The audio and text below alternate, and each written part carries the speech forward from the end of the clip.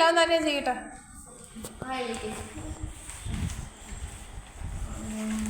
അന്നെ നീ നിന്റെ പഠിക്കടി. വേറെ ബുക്ക് കൊടുക്കും അവനെ.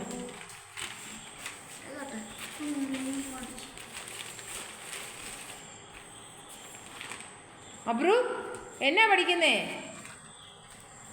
ആണോ? 1 1 2 പിന്നെ 1 2 3 പറഞ്ഞേ അബ്രു പറഞ്ഞേ.